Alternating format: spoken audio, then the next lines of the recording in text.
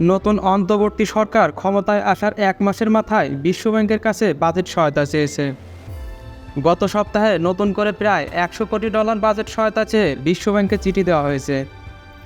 এই অর্থ মূলত জ্বালানি খাতে খরচ করা হবে। 2 কিস্তিতে $50 কোটি করে এই অর্থ চেয়েছে অর্থনৈতিক সম্পর্ক বিভাগ ইআরডি। ইআরডির একটি দায়িত্বশীল সূত্রে জানা গেছে, বাজেট সহায়তা নিয়ে আলোচনা করতে আগামী সপ্তাহে বিশ্বব্যাংকের একটি দল সংস্থাটির যুক্তরাষ্ট্রের ওয়াশিংটনের প্রধান কার্যালয় থেকে ঢাকা আসছে। অবশ্য দলটির অর্থনৈতিক বিভিন্ন দিক নিয়ে আলোচনা করবে। এ বিষয়ে জানতে চাইলে বিশ্বব্যাংকের ঢাকা কার্যালয় থেকে বলা হয়, আগামী সপ্তাহে বিশ্বব্যাংকের উপাচার্যের একটি মিশন সম্ভাব্য বাজেট সহায়তা সহ সংস্কারের অধিকারগুলোর ঠিক করার আলোচনা শুরু করবে।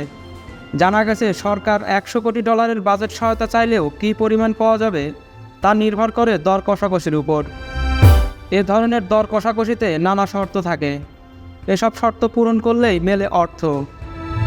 মোটা দাগে বহুজাতিক সংস্থাগুলোর শর্ত প্রায় একই রকম।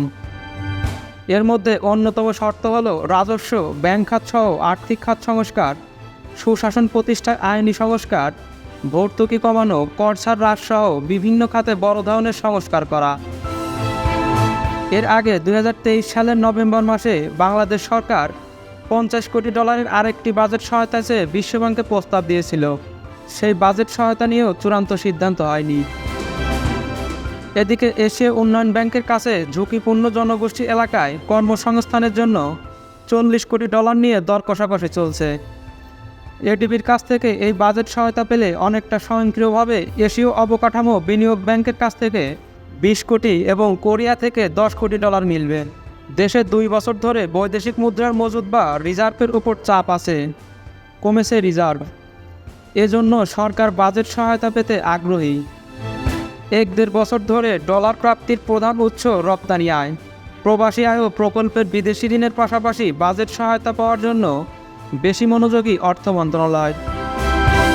এছাড়া ক্ষয়িষ্ণু রিজার্ভকে শক্তিশালী করতে আন্তর্জাতিক মুদ্রা তহবিলের ঋণ নেওয়া হয়।